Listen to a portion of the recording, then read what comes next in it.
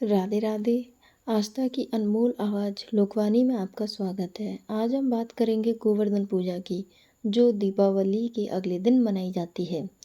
क्यों यह पर्व मनाया जाता है, इसके पीछे क्या है, भगवान श्री कृष्ण की लीला और कैसे की जाती है इसकी पूजा, सब कुछ जानेंगे इस वीडियो में। तो अंत तक बने रहिए हमारे साथ।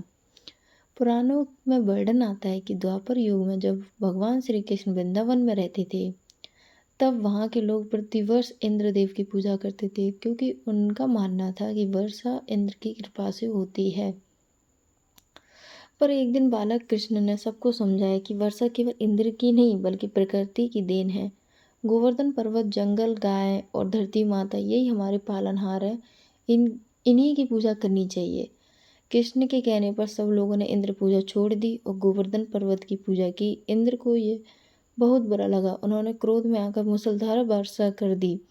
पूरा वृंदावन जलमग्न हो गया।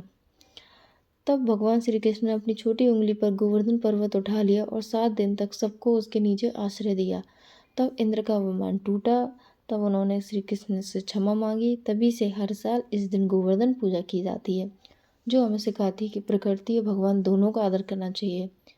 गोवर्धन पूजा का सबसे बड़ा संदेश है प्रकृति की रक्षा, गायों की सेवा और अहंकार का त्याग।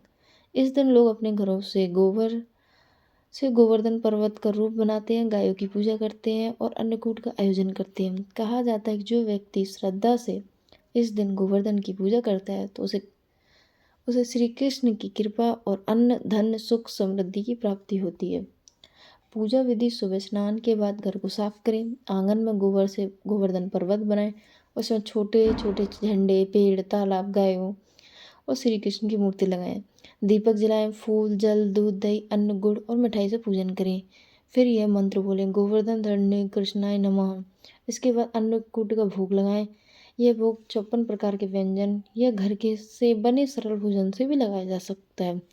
पूजा के बाद परिवार सहित आरती गाएं: जय गोवर्धन धारी गिरधारी जय गोपाल जय गोपाल। अंत में बच्चों और बुजुर्गों को प्रसाद बांटें और गौसेवा करें। अन्नकूट का अर्थ ही अन्न का पर्वत है।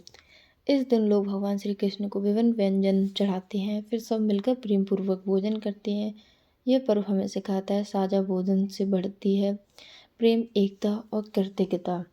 भारत के विभिन्न राज्यों में गोवर्धन पूजा अलग अलग तरीकों से मनाई जाती है। उत्तर प्रदेश में इसे अन्नकूट कहा जाता है।